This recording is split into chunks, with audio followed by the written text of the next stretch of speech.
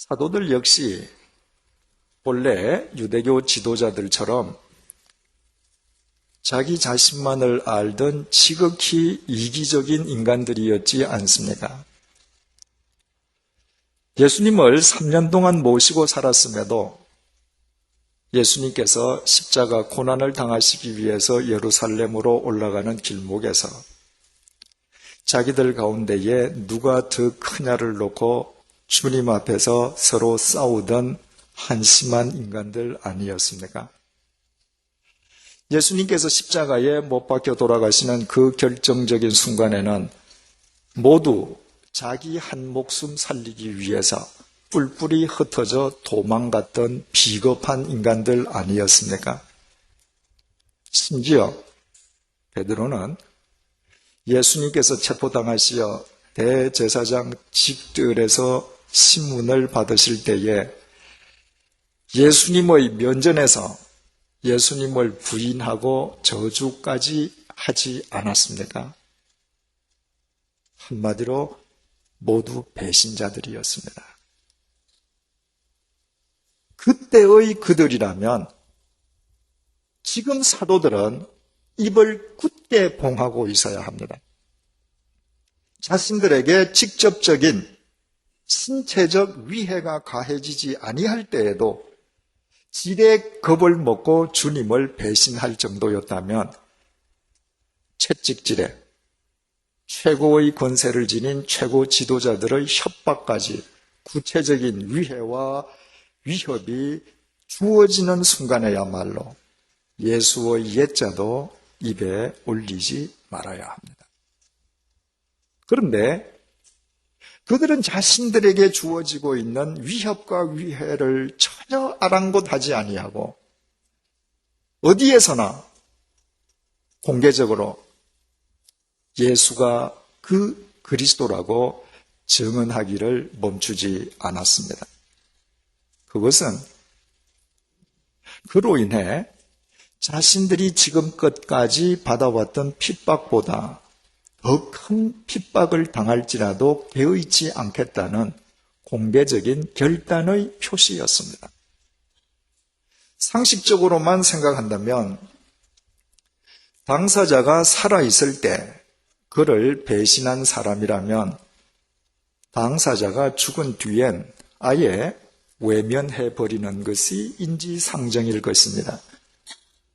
그런데 예수님께서 이 땅에 살아계실 때에 예수님을 배신했던 사도들이 예수님 사후 모든 위해와 위협에도 불구하고 예수가 그 그리스도라고 공개적으로 증언하는 이 불가사의한 일이 어떻게 가능할 수 있었겠습니까? 그 해답은 오직 하나, 예수님의 부활이었습니다. 예수님께서 이 땅에 살아계실 때 제자들에게 예수님은 그분의 능력을 이용해서 자신의 욕구를 성취하기 위한 이용 대상자에 지나지 않았습니다. 더욱이 그 예수님이 자신들의 기대와는 전혀 다르게 십자가 위에서 못 박혀 무력하게 찢어져 돌아가시는 순간에 그 예수님은 더 이상 추종할 가치조차 없는 폐기의 대상자에 불과했습니다. 그런데 그 예수님께서 죽음을 깨뜨리시고 부활하신 것입니다. 죽음을 깨뜨리시고 부활하신 그 예수님께서 그들이 그토록 오랫동안 대망해왔던 그 그리스도셨던 것입니다. 부활하신 그 그리스도, 자신들의 생명과 삶, 자신들의 전 존재를 새롭게 해주시는 그 그리스도를 그들이 직접 만난 것이었습니다. 그것은 이 세상 그 누구도 그 어떤 핍박이나 박해도 부정할 수 없는 그들의 생생한 체험이었습니다. 그래서 오순절날 성령 충만한 사도들을 가리켜서 새 술이 취했다고 사람들이 조롱했을 때도, 성전 미문 앞에서 구걸하던 선천성 안전뱅이를 예수 그리스도의 이름으로 일으켜 세워 수많은 사람들이 사도들 앞에 모여들었을 때에도, 그로 인해 투옥되었다가 산헤드린 의회에 소환되어 신문당할 때에도, 그리고 본문 속에서 두 번째로 투옥되고 두 번째로 신문당할 때에도 사도들의 진술은 똑같았습니다. 너희들이 십자가에 못 박아 죽인 예수를 하나님께서 다시 살리사 그리스도가 되게 하셨다는 것이었습니다. 한마디로 예수가 바로 그 그리스도라는 것이었습니다. 본문 이후의 사도들의 삶도 마찬가지였습니다. 본문 이후에도 그들은 예수가 그 그리스도라는 사실을 증언하는 데에 그들의 일평생을 걸었습니다. 그로 인해 그들에게 되돌아간 것은 결코 세상의 권세나 영화가 아니었습니다. 그들에게 되돌아간 것은 혹독한 박해와 핍박을 거쳐 원형 극장에서 맹수의 밥이 되거나 참수형 혹은 화형을 당하는 것이었습니다. 그러나 그들은 전혀 두려워하지 않았습니다. 그들은 그 죽음 앞에서도 예수가 정말 부활하셨다고, 부활한 예수 그분이 바로 그 그리스도라고 죽어가면서도 증언했습니다. 그들은 정말 부활하신 예수 그리스도를 만났고 부활하신 그 그리스도 안에서 그들의 생명과 삶, 전 존재가 새로워졌기 때문이었습니다. 그래서 예수가 그 그리스도라는 그들의 고백은 단순한 입의 고백이 아니라 그들의 전 존재가 담겨져 있는 존재론적인 고백이었습니다. 이제 서두에 말씀드린 유럽, 프랑스어권에서 천주교 신자가 장례 미사를 집례할 때 드리는 기도문의 관점으로 오늘 본문 속의 사람들을 살펴보십시다. 하나님을 믿는다라고 하면서도 오직 하나님을 이용하기만 하고 하나님께서 이 땅에 보내신 그리스도와 그의 사도들을 대적하기만 했던 유대교 최고 지도자들이야말로 주인에게 충성하기만 하는 개에 비해 개보다 못한 인간들 아니겠습니까? 본래 사도들 역시 마찬가지였습니다. 그들도 가장 결정적인 순간에 예수님을 외면하고 배신하던 개보다 못한 인간들 아니었습니까? 개 중에서 값비싼 가격으로 거래되는 족보 있는 개나 길바닥에 버려져 있는 잡종 개나 개라는 의미에서는 다 동일합니다. 외형적으로 권세의 자리에 앉아있는 유대교 지도자들이 값비싼 가격에 거래되는 족보 있는 개라면 갈릴리 빈민 출신에 지나지 않는 사도들은 길바닥에 버려진 하찮은 잡종개라고 할 수 있습니다. 그러나 그들 모두 하나님 앞에서 개보다 못한 인생을 살았다는 의미에서는 아무런 차이가 없었습니다. 하지만 그들의 삶은 예수 그리스도 안에서 확연하게 구분되었습니다. 예수가 그 그리스도임을 끝까지 부인했던 유대교 지도자들은 아무리 세상적으로 권세를 피웠어도 하나님 앞에서는 개보다 못한 인생을 살다가 개보다 못한 인간으로 세상에서 자신들의 삶을 마감하고 말았습니다. 그러나 하찮은 잡종개보다도 더 못하던 사도들은 예수가 그 그리스도임을 자신들의 삶으로 체험하고 믿음으로 사람다운 사람으로 하나님의 사람으로 예수 그리스도의 사도로 거듭나게 되었습니다. 베드로는 베드로전서 2장 9절을 통해서 그 분기점을 이렇게 설명했습니다. 너희는 택하신 족속이요 왕같은 제사장들이요 거룩한 나라요 그의 소유가 된 백성이니 이는 너희를 어두운 데서 불러내어 그의 빛에 들어가게 하신 이의 아름다운 덕을 선포하게 하려 하심이라. 개보다 못한 인간과 사람다운 인간의 분기점은 예수 그리스도의 빛이었습니다. 예수 그리스도의 생명의 빛, 진리의 빛 속에서 베드로는 사람다운 사람으로 거듭나게 되었던 것입니다.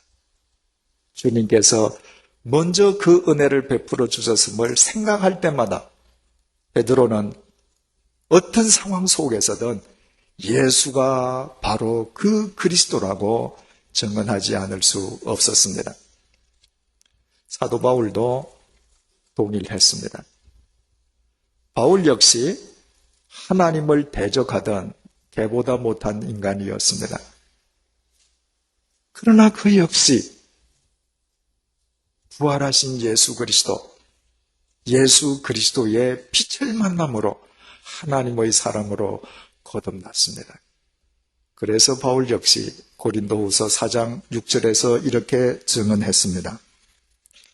어두운 데에 빛이 빛이라 말씀하셨던 그 하나님께서 예수 그리스도의 얼굴에 있는 하나님의 영광을 아는 빛을 우리 마음에 비추셨느니라. 바울이나 베드로나 모두 어둠과 빛을 대조하고 있습니다. 예수 그리스도의 빛이 없을 때에는 어둠 속에서 개보다 더 못한 삶을 살 수밖에 없었지만 예수 그리스도의 생명의 빛, 진리의 빛 속에서 인간다운 생명의 본질과 가치와 의미를 회복할 수 있었다는 의미입니다. 일본 그리스도인들의 최고의 신앙 교사로 추앙받고 있는 우치무라 간조 선생도 예외는 아니었습니다. 일본에 태어나서 매일 잡신을 섬기느라 영적으로 개보다 더 못한 삶을 살던 간조 선생이 예수 그리스도를 만남으로 예수 그리스도의 빛 속에서 하나님의 사람으로 거듭났습니다. 우치무라 간조 선생은 일일일생이라는 그의 책 속에서 이렇게 피력하고 있습니다. 만약 그리스도가 세상에 오시지 않았다면 어떻게 되었을까? 세상에 공자도 있고 석가도 있고 마호메트도 있고 플라톤도 있고 알렉산더도 있고 시저가 있어도 만약 그리스도가 없었다면 어떻게 되었을까? 예수가 없는 나는 전쟁터에서 수많은 적을 물리치는 용사가 되었으리라. 국가를 해치려는 자들을 섬멸하는 대장부가 되었으리라. 혹은 가난한 사람을 돕기 위해 내 한 몸 내어주는 자선가가 되었으리라. 그러나 그리스도가 없었다면 죄를 용서받는 기쁨, 하나님의 아들이 되는 기쁨, 나는 죽고 하나님 안에서 살아가는 새 생명의 기쁨, 부활의 소망, 영생의 약속, 예수 그리스도 안에서 받을 수 있는 하나님의 이 모든 선물들을 나는 받지 못했을 것이다.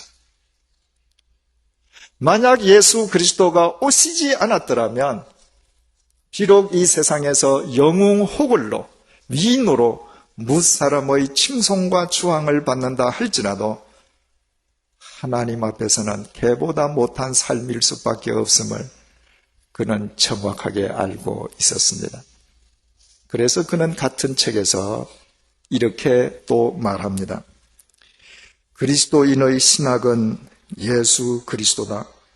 그리스도인의 윤리는 예수 그리스도다. 그리스도인의 성결은 예수 그리스도다. 그리스도인의 완성은 예수 그리스도다. 예수 그리스도뿐이다. 오직 예수 그리스도뿐이다. 사랑하는 교우 여러분, 개보다 못한 인생을 살던 우리를 위해 예수 그리스도께서 십자가의 제물이 되셨습니다. 그리고 죽음을 깨뜨리시고 부활하심으로 사람다운 사람으로 하나님의 사람으로 살아갈 수 있는 길을 우리에게 영원히 주셨습니다. 그래서 예수 그분이 바로 그 그리스도이시고 그분의 모든 말씀은 우리를 살리는 생명의 말씀입니다. 그 주님께서 지금 우리와 함께하고 계십니다. 우리 모두 예수 그리스도의 빛, 그 생명의 빛, 진리의 빛 속에 거함으로 우리의 인간성을 앗아가던 모든 어둠과 무질서를 탈피하여 생명의 본질과 가치를 회복하십시다. 예수 그리스도의 빛 속에서 예수 그리스도를 우리의 신학으로 삼으십시다. 예수 그리스도를 우리의 윤리로 삼으십시다.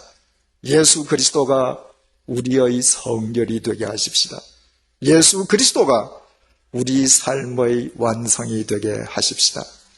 그때 우리의 코끝에서 호흡이 멎는 순간 우리는 하나님을 향해 이렇게 감사하게 될 것입니다. 개보다 못한 이 죄인을 사람처럼 받아주셔서 감사합니다. 기도하시겠습니다. 주님, 개는 주인의 말만 듣습니다. 그러나 나는 주님의 말씀보다 세상의 말을 더 신뢰했습니다. 개는 주인에게 충성할 뿐 주인을 배신하지 않습니다. 그러나 나는 시도 때도 없이 주님을 배신했습니다. 개가 주인에게 대들거나 배신한다면 그것은 오직 개가 미쳐설 경우뿐입니다. 그러나 나는 멀쩡한 정신을 지닌 채로 주님을 배신하곤 했습니다. 아무리 생각해도 내가 개보다 나을 것이라고는 아무것도 없습니다. 그럼에도 주님께서 개보다 못한 인간이라 나를 버리시지 아니하시고 도리어 개보다 못한 인간이기에 나를 위하여 십자가의 제물이 되어주시고 나를 위해 부활하시어 내가 사람다운 사람으로 살아갈 수 있게끔 나를 위한 그리스도가 되어주심을 감사합니다. 이제 우리 모두 예수 그리스도의 빛, 생명과 진리의 빛 속에서 걸어가게 하여 주옵소서. 그 빛 속에서 우리의 인간됨을 앗아가던 모든 어둠과 무질서에서 탈피하여 생명의 본질과 질서와 의미를 회복하게 도와 주옵소서. 하나님의 사람답게 하나님의 자녀답게 살아가는 참 존재의 기쁨을 누리게 하옵소서. 나로 인해 내 주위 사람들에게 이 빛이 전해지게 하시고 나의 삶을 통해 예수가 바로 그 그리스도임이 드러나게 하여 주옵소서. 그리하여 주님께서 부르시는 날 개보다 못한 죄인이었던 우리를 예수 그리스도 안에서 사람처럼 받아주시는 하나님의 품에 우리 모두 감사하며 안기게 하여 주옵소서. 예수님의 이름으로 기도드립니다. 아멘.